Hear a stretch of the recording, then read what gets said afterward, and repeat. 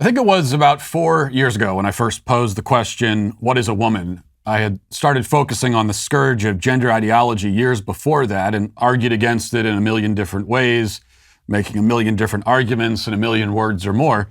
And somehow over those several years, it never occurred to me to ask the most basic question of all. I had heard the phrase, trans women are women, so many times, and yet for so long, I never thought to respond, what does that mean? What do you think a woman is? What are you trying to say? 4 years ago, for whatever reason, it finally dawned on me. I realized I didn't need a million words, only 4. What is a woman? Now, once I realized that this is the question, really the only question we need to ask, the question that pulls down the whole edifice of gender ideology, I started asking it, and asking it more, asking it over and over again. I asked it for years on social media, in speeches and interviews. It was clear that the proponents of gender ideology, the architects of the current madness which is gripping our society, were not going to answer the question because they can't. And they had elected instead to simply ignore me, which was easy enough. So I reached a point where I realized that either I could keep shouting into the abyss. That's definitely an option. I do it all the time. Or simply give it up and move on with my life. That I can't do. I can't really give anything up. Or I could take drastic action. And I chose the latter option. If they wouldn't answer my question, I decided that I would force their hand. And so I hatched an elaborate scheme that over the past year has taken me across the globe and got me into the room with some of the leading quote unquote experts in the field. I talked to politicians, academics, pediatricians, psychiatrists, trans activists, surgeons, and many, many more. I went everywhere from San Francisco to the African wilderness. And yes, I did all of this essentially because nobody on the left would respond to my tweet.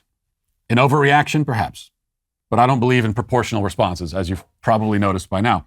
Now, I've had to keep this project secret for a year. Finally, we can announce it, though. We announced it today, and there's still so much that I can't say and that will be revealed in the near future. We'll have a full trailer for it in the coming weeks, but for now, here's a very quick sneak peek. Watch.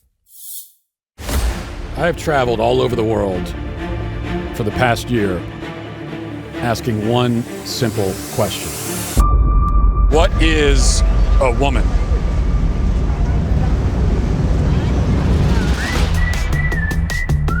What is a woman? What is it? What is it? I don't know. People are laughing. Is that a dumb question? I've been asking everybody this, and almost nobody can answer it. What is a woman? What is a woman? That's a great question. If one person could tell me what a woman is. Congressman, thank you for being here. I think this interview is over. Let's turn off the cameras. I just wanted to know, what is a woman? And you're not going to find out. It's not a complicated question. Now that congressman very much regretted inviting me to his office for a sit down. He was, not the only interview subject to regret their life decisions. I can tell you that, but I can't tell you much more than that when it comes to specifics. But I can tell you that all I did was ask the most basic questions. If gender ideology was going to collapse on camera, and it did in spectacular fashion, I wanted it to collapse under the weight of its own incoherence. I wanted the allegedly smart, highly credentialed advocates of this stuff to just bury themselves, and they did too.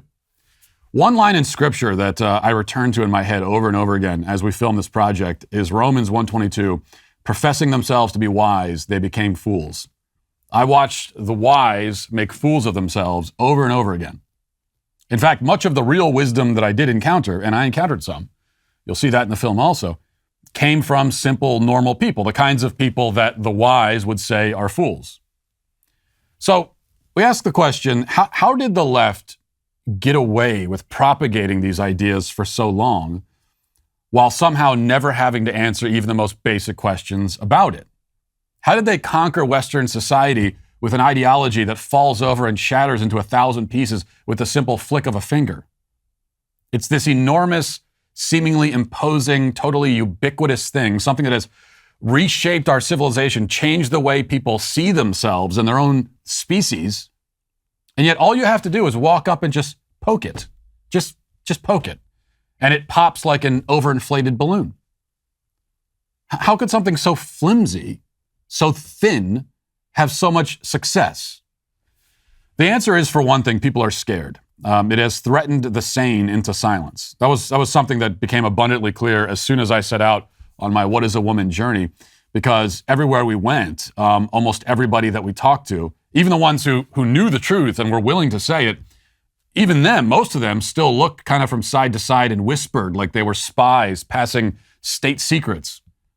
There's a lot of fear out there because the left is always standing in the middle of the crowd with a bomb strapped to its chest, threatening to hit the red button if anybody dares question them. But what you find so often is that it's a dummy bomb strapped to a dummy. People are afraid of a phantom. Now, it's true that the left owns all the institutions, and so they do have the power to punish you. I myself have already basically accepted that at least some of my social media platforms will not survive the release of this film. I'm already expecting that. This movie is somewhat of a kamikaze mission in that way, which is why I wanted to get it right, because it might be my last act. Who knows? At least on when it comes to my access to the internet. I know there will probably be some steep consequences, especially considering the people who we embarrass in this film and how badly we embarrass them. So the fear people have is not entirely imaginary. And yet the fear has scared people to such an extent that they think they can't even talk about this at all. They treat the subject of what a woman is, what biological sex is, like it's literally radioactive. The fear causes people to fall silent, and the silence only emboldens the ideological terrorists even more. The second factor is that the left is very good at making simple things seem complicated. Not just on this issue, but all issues. What they do is they try to drown you in jargon and buzzwords and caveats and exceptions to the rule and any other ball they need to throw at you to distract you from the topic at hand. Soon, before you know it, you're off the path, you're knee deep in the weeds, can't remember where you were going or why or what you were talking about. And then, when you're out there in the muck, off the trail, confused, they'll come along and say, you see, this is all so complicated. You should stop thinking about this subject. Just leave it to us. Rest your puny little brain, child, and let us think for you. Trust the experts. What they don't expect is that you'll take them up on it and actually go talk to those experts and ask them the questions they're supposed to be able to so easily answer. Actually ask the questions. You know, by that I mean, don't just sit there and let them talk at you, but ask the questions.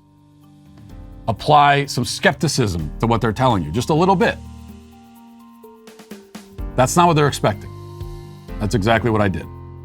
And the results are tremendous, as you'll see soon enough. Hey, listen, hit the subscribe button. Do it right now.